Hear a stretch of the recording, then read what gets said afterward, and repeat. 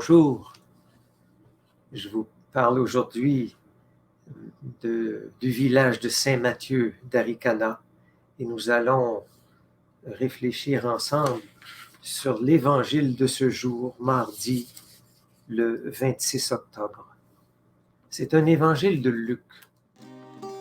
Tu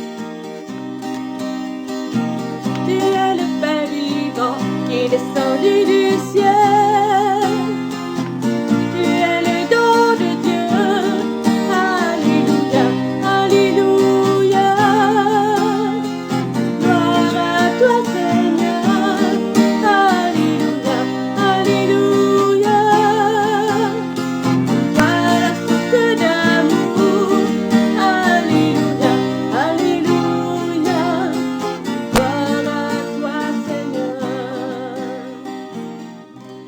En ce temps-là, Jésus disait: « À quoi le règne de Dieu est-il comparable? À quoi vais-je le comparer? Il est comparable à une graine de moutarde qu'un homme a prise et jetée dans son jardin.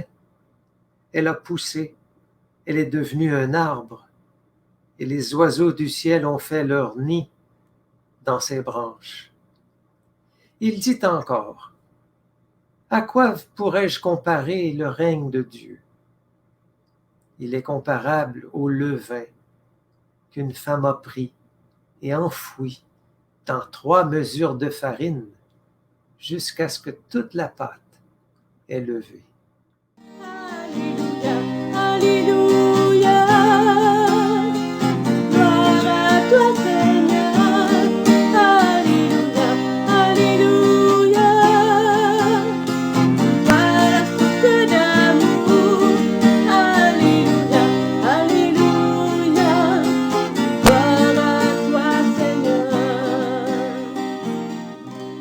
Saint Luc aujourd'hui nous présente 2 paraboles sur le royaume, sur le règne de Dieu. Cette notion de royaume, elle est présente dans les 4 évangélistes. Et elle est comme le cœur de toute l'annonce que Jésus fait. Jésus dit: « Je suis sorti pour cela, pour annoncer la bonne nouvelle du règne de Dieu, du royaume de Dieu. » Mais de quoi s'agit-il au juste? Et Jésus utilise les paraboles pour le présenter. La première, il nous parle d'un semeur et d'une graine de moutarde, quelque chose d'infiniment petit, qu'un semeur a donc jeté dans son jardin, qui devient un arbre, et les oiseaux y font leur nid. Jésus laisse entendre que le royaume a une force, mais une force qui vient de l'infiniment petit, mais une force qui est comme constamment à l'œuvre et qui se manifeste par une croissance. Comme si Jésus laisse entendre que l'amour du Père est toujours présent et fait grandir. Il donne la vie. Et les fruits de cet amour sont inattendus. Même celles à qui il n'est pas forcément ou n'apparaît pas destiné d'abord, c'est eux, ces oiseaux du ciel qui viennent faire leur nid dans cet arbre qui a grandi. La deuxième image que Jésus prend, c'est celle d'une femme qui enfouit du levain dans de la farine, dans 3 mesures de farine. Et le levain fait lever toute la pâte. Encore une fois, la vision de Jésus du royaume est de quelque chose d'infime, mais qui est fait pour s'étendre et qui est fait pour atteindre toute la pâte. Et donc, on peut se demander d'abord, qu'est-ce que Jésus vise quand il présente le royaume de cette façon? On peut le vivre de façon personnelle et voir que la parole nous est adressée et tombe dans notre cœur, et là fait son chemin, grandit dans la mesure où on l'accueille. À partir parfois d'un simple acte d'accueil de la parole ou d'accueil de quelqu'un, quelque chose peut grandir en moi, et cette croissance-là nous mène sur des chemins inattendus. Parfois, c'est un pardon. Je vivais ça dernièrement, j'avais un ressentiment par rapport à une personne.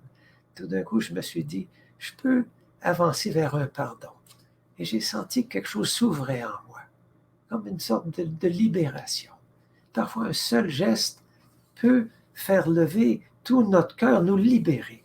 Et peut-être c'est à ça que Jésus se réfère en partie.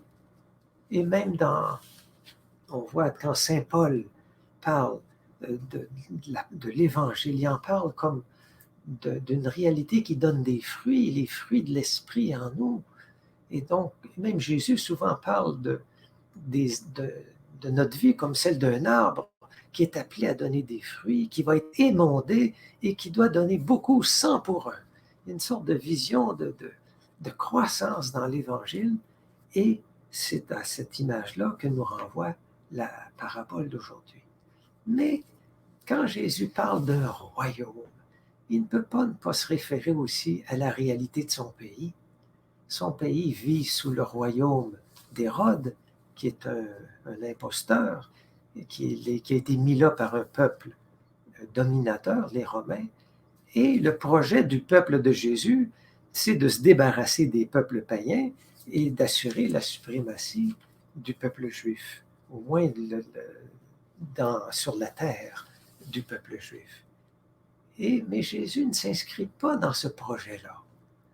Il ne s'inscrit pas non plus dans le projet des chefs du temple qui voudraient faire du peuple choisi un peuple de purs contre le peuple des pécheurs, ceux qui ne suivent pas la loi. Jésus ne s'inscrit pas non plus dans cette vision du royaume.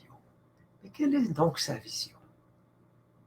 Et là, quand on regarde la vie de Jésus, on voit qu'il s'est tourné vers les derniers, vers les exclus de sa société, ceux qui n'ont pas accès au temple, ceux qui sont pauvres, les paysans, ceux qui paient des taxes, sur qui on met des charges.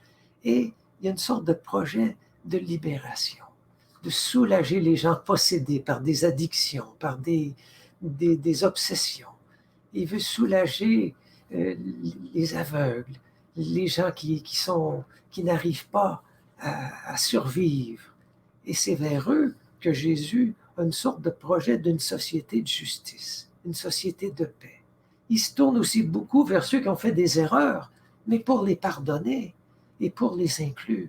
Ça, c'est le projet de Jésus.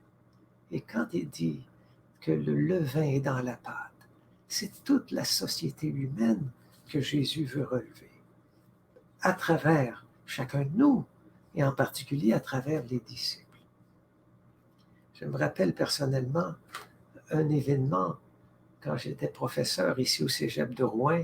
Un jour, j'ai pris une décision qui m'a coûté. Je me suis dit, il existe dans ma ville, j'ai entendu parler d'un foyer d'accueil pour des personnes qui ont une déficience. Je vais aller les visiter. Et j'avais très peur. Je suis allé à l'extérieur de la ville un peu et j'ai frappé, puis les gens m'ont invité à descendre au sous-sol parce qu'à l'époque, ils mettaient les personnes handicapées dans un sous-sol. Ils étaient une vingtaine dans ce sous-sol-là. Et je suis descendu là avec beaucoup de peur en moi.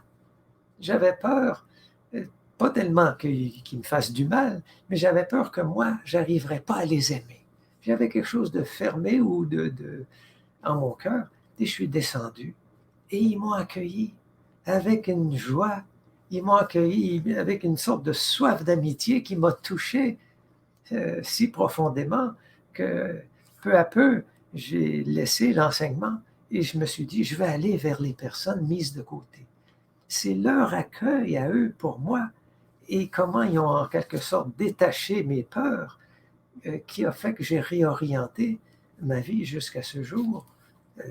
Et donc, je pense que Jésus, quand il parle de la semence, parfois c'est des petites décisions qu'on prend d'aller vers quelqu'un différent, de plus faible et d'être attentif à la transformation que Dieu opère dans nos cœurs à travers ces rencontres. Et Luc, quand il parle du royaume, aime en parler comme quelque chose qui va s'accomplir dans un banquet. On est invité à un banquet. Ce sera ça le royaume, où tous seront à la même table et où les exclus, les boiteux, même Luc il dit, si toi tu veux aujourd'hui donner un repas, même il ajoute Luc, si tu veux donner un festin aujourd'hui, pas un royaume pour plus tard, toi, le disciple, Invite donc à ta table les pauvres, les boiteux, les infirmes. Et alors, Luc dit, tu seras heureux, tu goûteras au bonheur du royaume ici et aussi à venir.